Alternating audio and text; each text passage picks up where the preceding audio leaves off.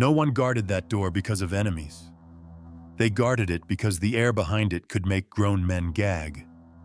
In the heart of a spotless imperial palace, there was a corridor that servants crossed without breathing, not out of superstition, but survival. The closer you came, the warmer the air became, thick, wet, alive in the wrong way. Winter ruled the city outside. Snow sealed the streets in silence. Stone stayed clean. Order held. But behind that door, something was rotting while still alive. Guards posted there did not fear assassins. They feared standing too long. They learned to inhale elsewhere and exhale only after stepping back. Messages were delivered without entering. Trays were passed through narrow openings. No one stayed longer than necessary. Behind that door lived one man, a man whose voice moved armies, a man whose signature could redraw borders, a man no one was permitted to oppose. And yet this same man had issued an order that unsettled the entire palace. No water was to touch his body, no washing, no changing clothes, no attempts at cleanliness of any kind. What rested on his skin would remain there. What gathered would not be removed. At first, the court told itself a comforting lie, that this was devotion, that powerful men had always punished their bodies in the name of faith, that this was only temporary. Days passed, then weeks. The door stayed closed. The air beyond it thickened. The smell began to creep beneath the frame, down the corridor, into the stone itself. Servants avoided the wing. Courtiers altered their routes. One floor of the palace slowly emptied, as if the building itself were learning to retreat. Inside, the man did not change his mind. He did not ask for help. He did not allow questions.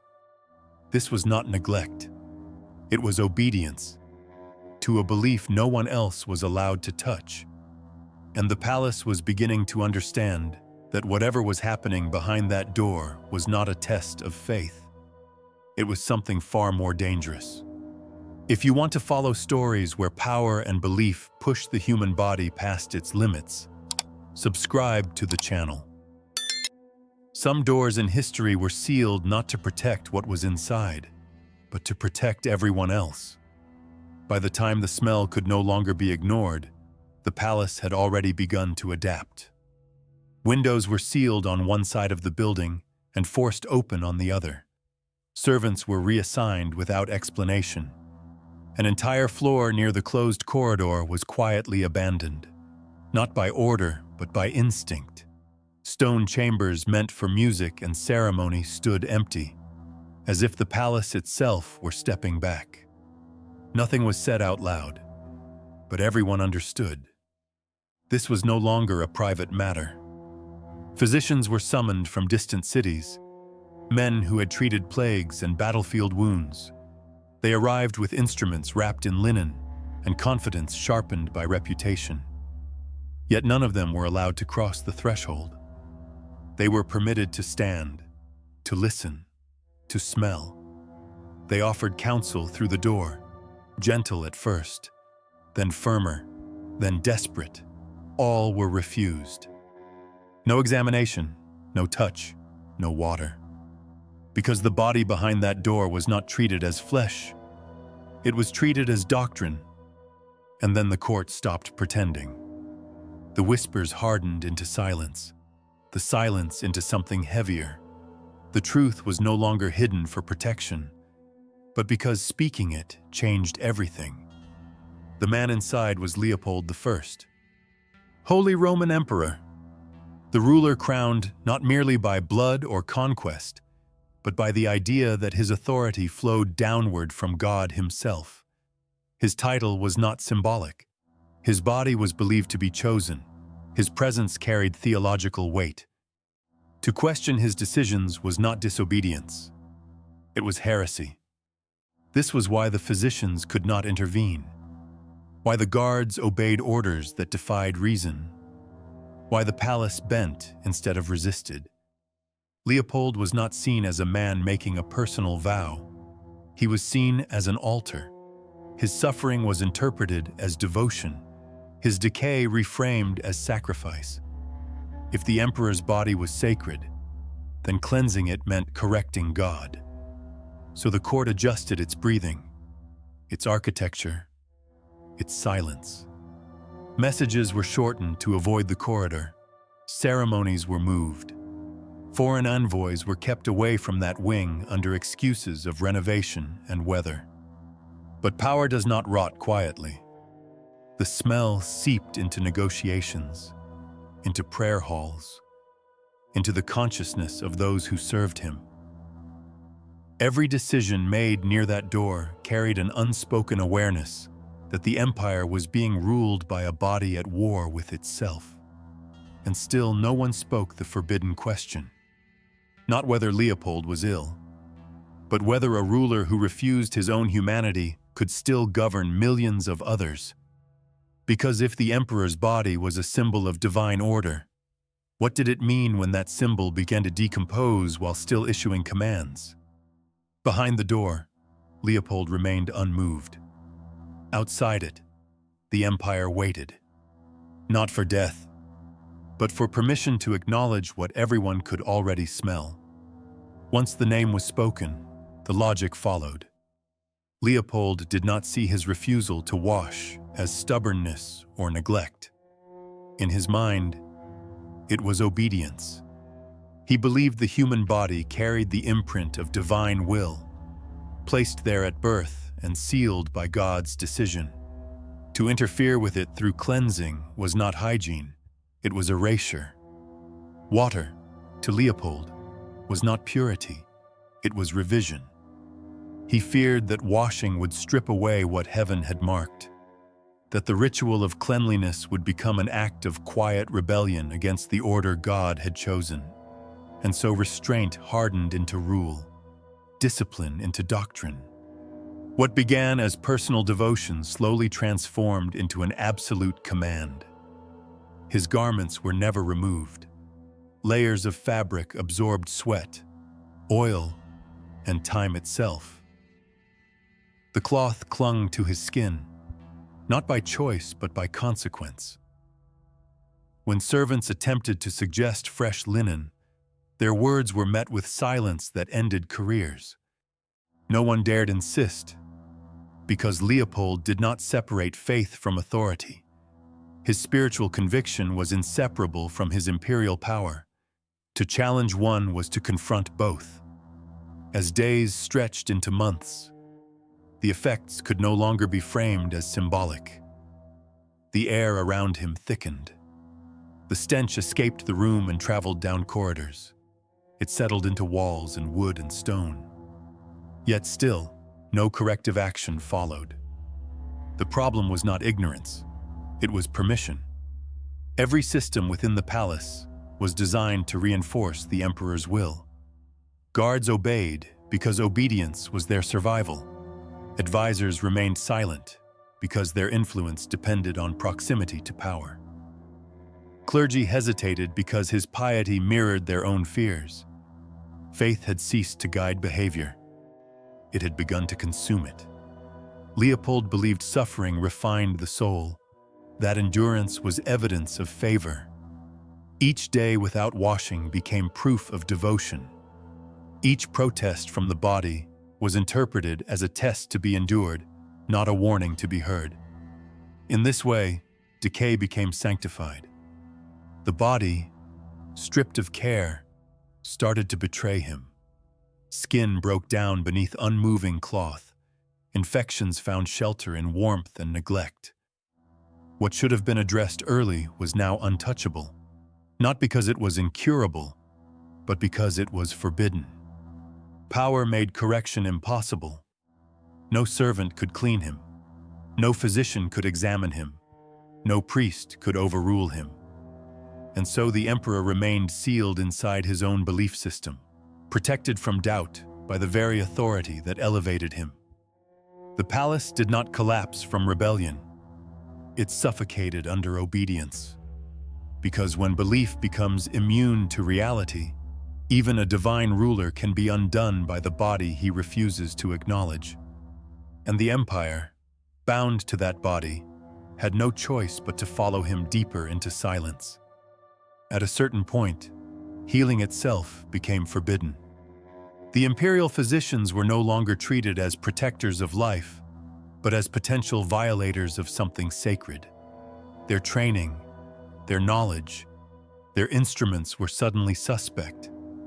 To touch the emperor's body was not medical care, it was intrusion. Leopold did not reject medicine because he distrusted it. He rejected it because it implied correction, and correction suggested that the body God had sustained required human intervention. That idea was intolerable. Illness, in his view, was not failure. It was participation. Pain was not an error to be fixed, but a message to be endured. If the body weakened, it was not collapsing. It was being tested. So the physicians were ordered to observe without acting. They were allowed to diagnose in silence. To predict outcomes they were never permitted to prevent. Their warnings accumulated like unread letters. Some stopped trying. Others left the court entirely. Inside the chamber, new rules took shape. Food was brought in and left untouched. Plates sat for hours, then days. What spoiled was not removed immediately. Rot was not seen as negligence, but as proof that the emperor accepted the full weight of physical existence. Flies arrived. At first, servants attempted to drive them away. Later, they were told to stop. The insects were not harming the emperor. They were merely responding to conditions that had already been accepted. Soon the sound of buzzing became constant, not loud, but present, a living reminder that decay had become part of the environment. No one cleaned it. The room no longer functioned as a chamber. It functioned as a ritual space. Everything inside obeyed a new logic. Stillness replaced care. Endurance replaced treatment. Observation replaced responsibility. Leopold sat at the center of it all, convinced that resistance would weaken his devotion, that relief would dilute his faith, that intervention would sever the bond between suffering and holiness. Those around him adapted again. Servants entered only when ordered. They avoided eye contact. They learned to move efficiently, to place objects without lingering. Their role was no longer to maintain the body of the emperor, but to preserve the conditions he demanded. The palace clergy did not object. Some even reinforced the belief. They spoke of saints who embraced discomfort, of martyrs who welcomed decay, of the virtue of allowing the body to diminish so the soul could dominate. What they did not say was that those saints had chosen death. Leopold had chosen rule. The chamber continued to fill with signs that no living person should accept. Yet every signal that called for action was reinterpreted as confirmation of righteousness. Medicine had become disobedience. Care had become sin. And the room where the emperor lived was no longer governed by reason or health, but by a belief system that transformed neglect into worship. The tragedy was no longer approaching. It was already established, and everyone inside the palace knew it. What had begun as neglect now became intention. Leopold no longer merely endured the condition of his body, he studied it. Within the sealed chamber, objects began to appear that had never belonged in a royal residence. Small containers, plain glass, carefully stoppered. They were placed along tables and shelves, arranged with quiet precision. Inside them were traces of him, sweat wiped from his skin and preserved, strands of hair collected as they loosened and fell, dried flakes of skin, stains of blood from sores that no longer healed cleanly. Nothing was discarded. Everything was kept. To an outside observer, it would have looked like madness. To Leopold, it was inquiry. He believed that decay was not the opposite of life, but its origin. That corruption was not an ending, but a threshold. If God created all things, then rot was not error, it was process. The body breaking down was revealing truths that cleanliness concealed. The room was kept sealed. Windows remained closed. Candles burned constantly, thickening the air with smoke and heat. The warmth accelerated what was already happening. Odors intensified. Time seemed to slow. The chamber no longer resembled a place of rule. It resembled an experiment. Leopold watched his own transformation as if it were evidence. Each new symptom was observed, not resisted. Each physical failure became a sign to interpret. He was convinced that within the collapse of flesh, divine patterns could be read. God was not to be found in order. God was to be found in breakdown. Servants noticed the change immediately. Their tasks shifted again. They were instructed not only to leave things untouched, but to retrieve what fell away. A cloth used to blot his skin was not washed. It was folded and stored. A piece of fabric stained beyond recovery was not burned. It was set aside. Nothing that came from the emperor was allowed to disappear. Fear spread quietly. This was no longer about devotion. It was about fixation. The line between faith and obsession blurred until it vanished entirely. Leopold had turned inward so completely that the outside world barely registered. The empire continued to function through habit, not guidance. Decisions were delayed, councils shortened, messages returned unanswered. Inside the chamber, Leopold searched for God not in prayer or scripture, but in the visible evidence of his own deterioration. He believed revelation required proximity. That truth demanded immersion. The body was his scripture now. Every sign of decomposition was treated as a verse, every collected remnant as a relic. No one intervened, because no one could. The emperor had transformed his room into a closed system where decay fed belief and belief justified decay. A cycle without interruption. And at the center of it stood a man convinced that he was approaching something sacred, when in reality, he was isolating himself inside the slow collapse of flesh and certainty. The laboratory was complete, and there was no way back out. By the final years, Leopold could no longer rise. The body that had been forced into stillness for so long no longer obeyed him. Movement became rare, painful, and eventually impossible. Servants stopped preparing the chamber for motion. They arranged it for waiting. Infections spread without resistance. Wounds reopened and never closed. Parasites found a body unable to defend itself. Heat trapped beneath fabric and stone accelerated everything the body was losing. What had once been interpreted as devotion now produced consequences no belief could reinterpret. And yet, authority remained. From inside the sealed room, orders continued to leave the palace. Messengers endured the air and carried his words outward. His voice weakened, his breath shortened, but his commands were still obeyed. Power outlived flesh.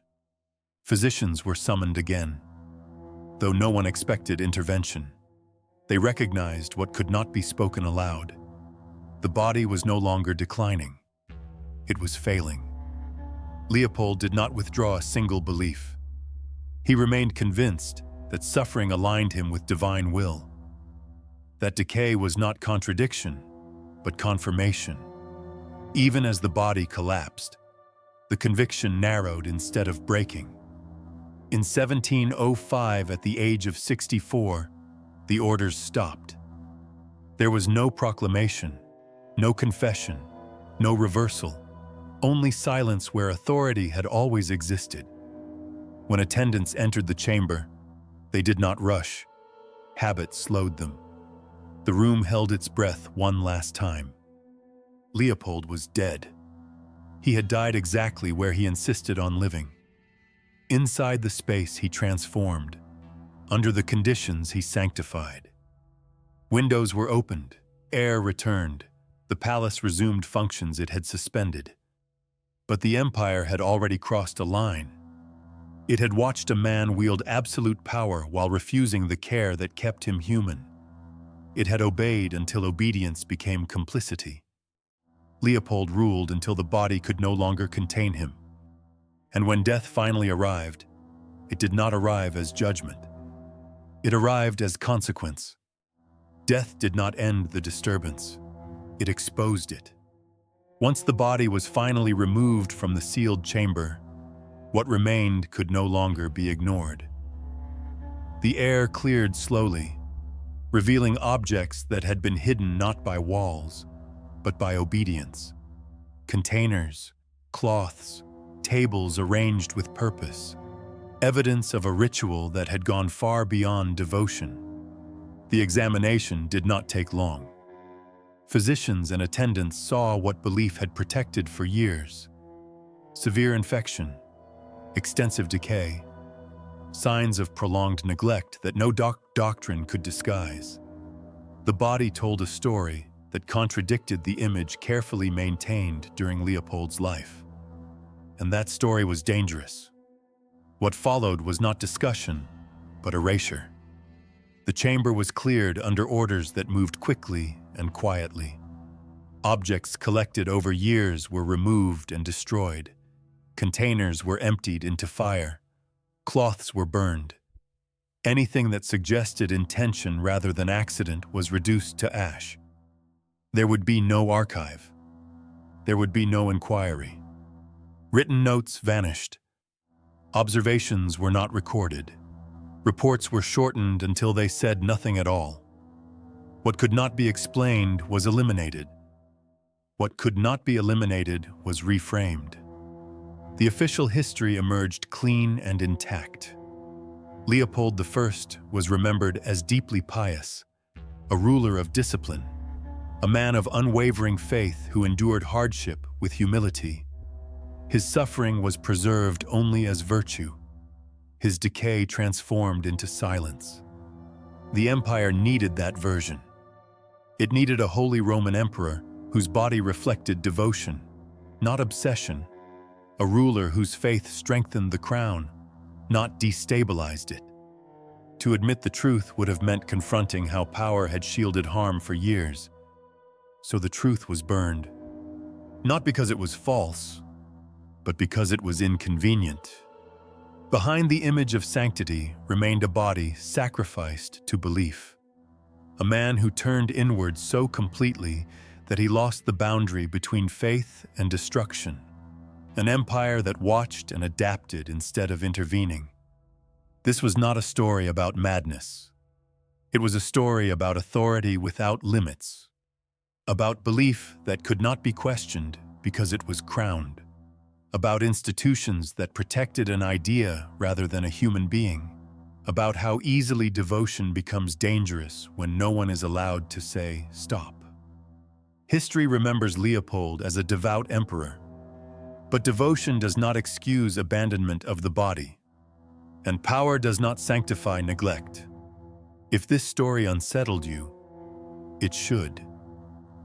Because it is not only about the past, it is about what happens whenever belief is placed above consequence, and authority above accountability. If you want more stories where history is stripped of its polish and power is examined without mercy, subscribe to the channel. Share this video with someone who thinks truth always survives. Some truths are not forgotten. They are burned.